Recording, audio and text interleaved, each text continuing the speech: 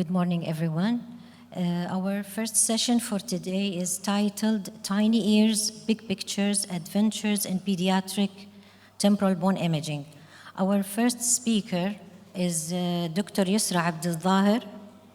Dr. Yusra is a consultant radiologist at Al Sabah Hospital, Kuwait, with title affiliation as a professor of radiology at Ain Shams University, Egypt. She has about 20 years of experience in the field of radiodiagnosis with special interest in neuroradiology. She had her visiting scholarship in the neuroradiology department of University of Rochester Medical Center, New York in 2012. Having an academic position, she has special teaching and research interests. She has multiple internationally published scientific papers, and she actively participated in multiple national and international conferences. The title of her lecture today is A Guide to Read Temporal Bone CT. The mic is yours, Dr. Yusra. Good morning, everybody. Thanks, Dr. Alamia, for the introduction. Before I start, I'd like to thank Dr. Khalda Al-Asausi for giving me this unique opportunity to participate in this prestigious event, and I'd like to congratulate her and all her team for the successful organization. My topic today is about how to read CT of the temporal bone. In the next 20 minutes, I will review the temporal CT anatomy and technique, providing you with a simplified CT search pattern, and finally, I will discuss some important variants and mimics that should not be misdiagnosed as pathologies. Temporal bone CT is acquired with high resolution, small field of view, and thin slice thickness. This is in order to visualize the very small structures of the temporal bone where the pathology is usually subtle. The standard reformats are planned on the sagittal images with respect to the lateral semicircular canal. The axial reformat is planned parallel to this canal, and the coronal reformat is planned perpendicular to this canal. We have two additional reformats which are planned on the axial images with respect to the superior semicircular canal. The partial and the Stenberg's views, planned parallel to and perpendicular to this canal. And these additional reformats are of particular importance in evaluation of the inner ear structures, and as we will see later. So here is my advice when you read the temporal bone CT. Analyze each ear separately. Use a systematic approach to avoid satisfaction of search and to make sure that you evaluated all the structures of the ear, because sometimes you will have multiple pathologies. I do prefer the outer to inner approach, where I start evaluation for the external ear and then moving medially towards the inner ear. And then you have to look for the neurovascular structures inside the temporal bone, which are the facial nerve canal, the jugular bulb, and internal carotid artery canal. And finally, you have to look for all structures in the skin outside the temporal bone, like the paranasal sinuses, nasopharynx, and Eustachian tube. So let's start how we can read the right side temporal bone of this patient. Starting with the evaluation of the external ear, we have to look for the auricle, either on the axial or the coronal images, to make sure that it is well-formed and is of average size. Because if you see microtia, so this is a sign of external auditory canal malformation. The external auditory canal should be assessed in both the axial and the coronal images to make sure that all bony walls are intact. The canal should be patent, average caliber, with thin mucosal lining and no soft tissue obliterating its lumen. The medial end of the external auditory canal is the tympanic membrane seen perfectly in the coronal images. And as we see here, it should appear as thin hairline structure attaching between this scutum and the tympanic annulus. Look for abnormal thickening or increased density of the tympanic membrane, which is a sign of chronic infection and meringosclerosis. You have to make sure that the scutum is nicely sharp like this, because blunting of the scutum is a sign of cholesteatoma formation. For the assessment of the middle ear, we have to assess its aeration, the bony ossicles, and the bony walls of the middle ear. The aeration of the middle ear is best assessed on the coronal images because here you can see all the subsites of the middle ear cavity, which is the epitympanum, mesotympanum, and hypotympanum with respect to the tympanic membrane. You have to pay special attention for the prosax space, which is located between the ossicles and the scutum, because this is the classical site where the pars flaccida cholesteatoma begins. Special attention on the axial images should be done for the aeration of the facial recess and the sinus tympani. They should be aerated, no pathological soft tissues within, because especially that the sinus tympani can be a hidden site of cholesteatoma, especially at otoscopy. And if the patient is planned for cholesteatoma surgery, the depth and the size of the sinus tympani should be included in your report. For the assessment of the ossicular chain, we have to look for their morphology, integrity, and articulation. The assessment of the ossicular chain can be done on the consequential axial images as we see here. Starting with the superior cuts, we can see the encodomalial joint at the classical ice cream cone appearance.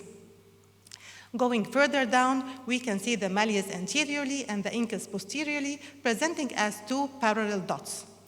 Going further down, we see the malleus and incus as two parallel dashes. So please make sure that you can see all the structures of the malleus and incus in these three axial planes.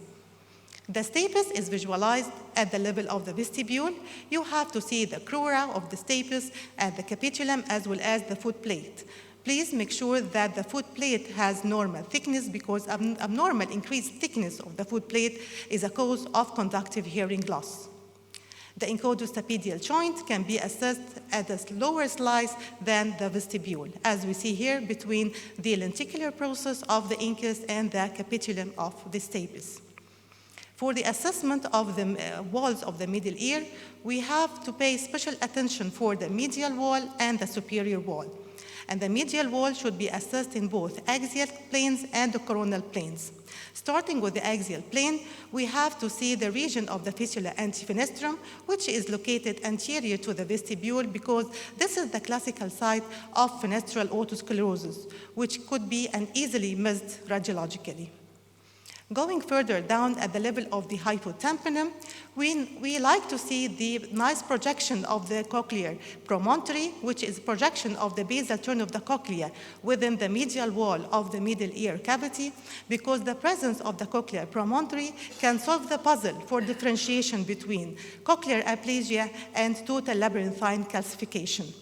Also, there are some pathologies that start at the region of the cochlear promontory that originates from the Jacobson nerve, like the glomus tympanicum tumors, and very rarely schwannomas arising from the Jacobson nerve.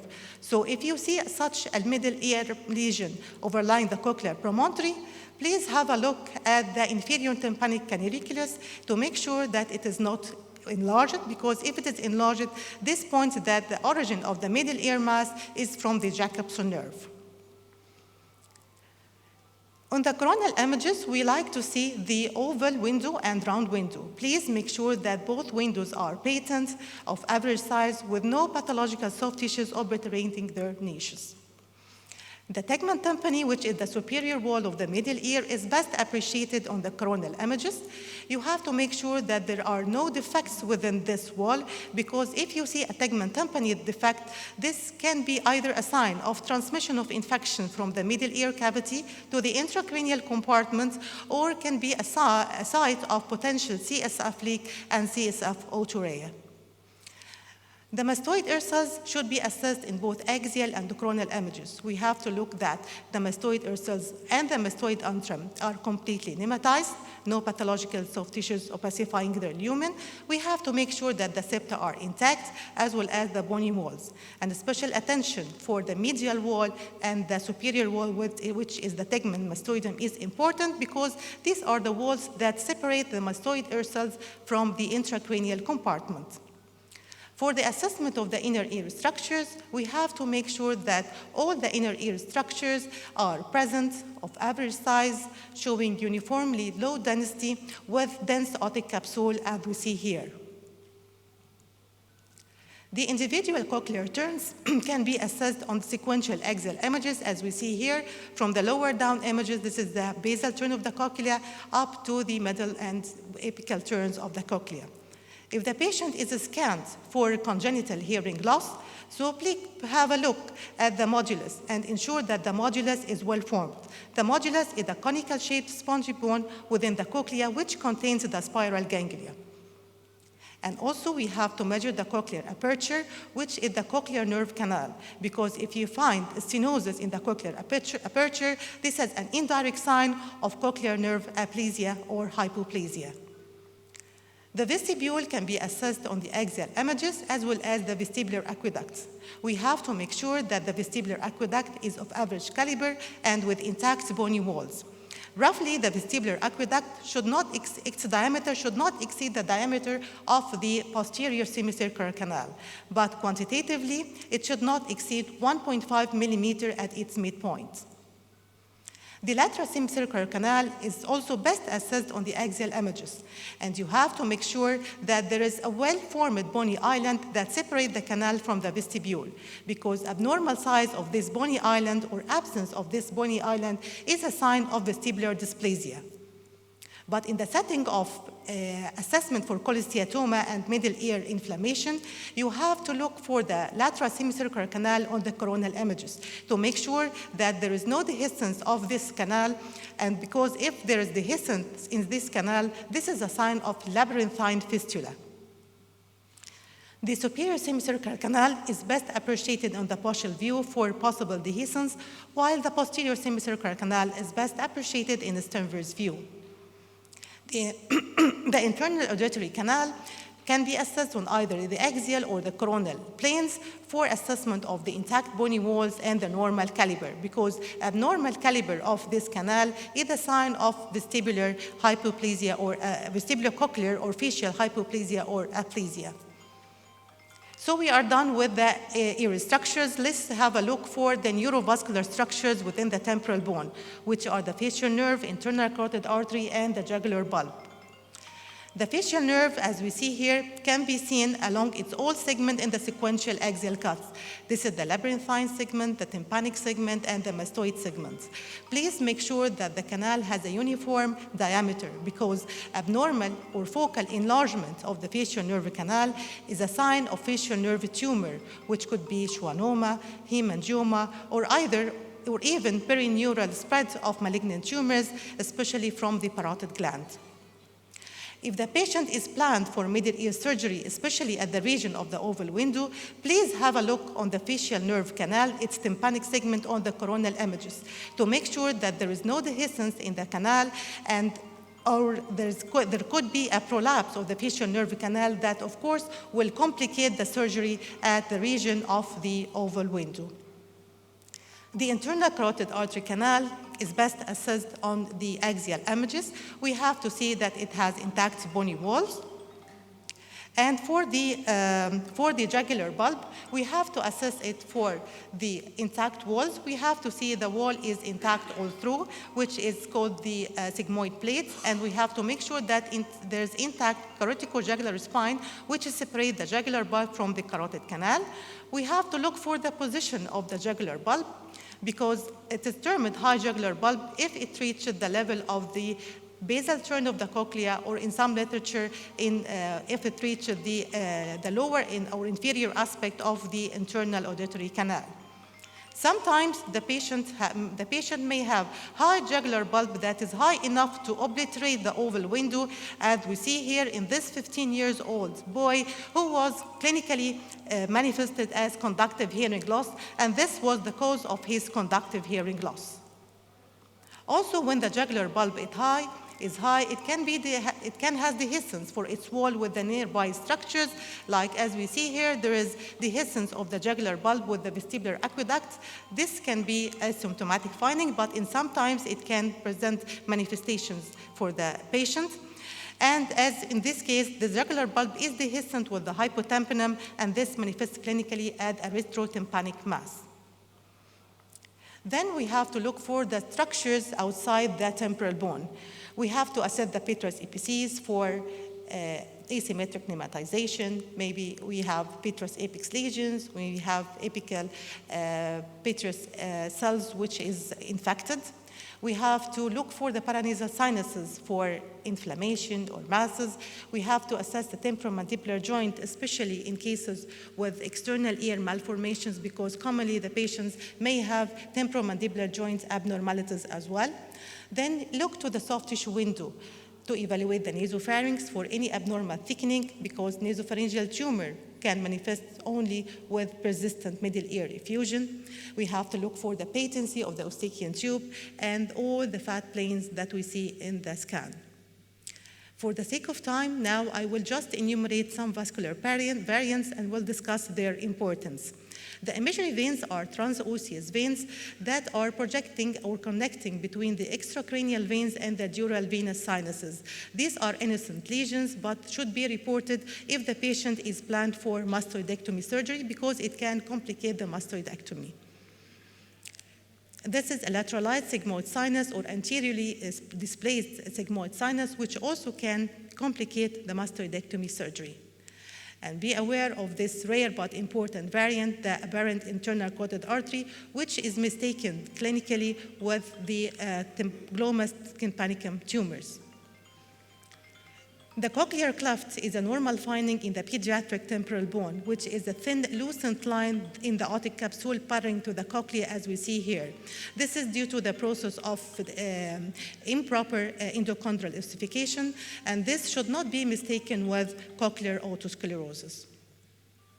The arachnoid pits and arachnoid granulations are herniation within the dura into the inner table of the skull or the dural venous sinuses. These could be an innocent lesions, but sometimes they can be signs of idiopathic intracranial hypertension. The foramen of Hashki is defective ossification in the anterior inferior aspect of the external auditory canal. This is a normal finding in the pediatric age group, but in small percentage of population, it can persist in the adult age group. So if you find this normal anatomical variant, please report this, especially if the patient is planned for TMJ arthroscopy. The hiatus of the facial nerve canal is a normal bone defect at the genu of the facial nerve, from which the greater superficial petrosal nerve arises.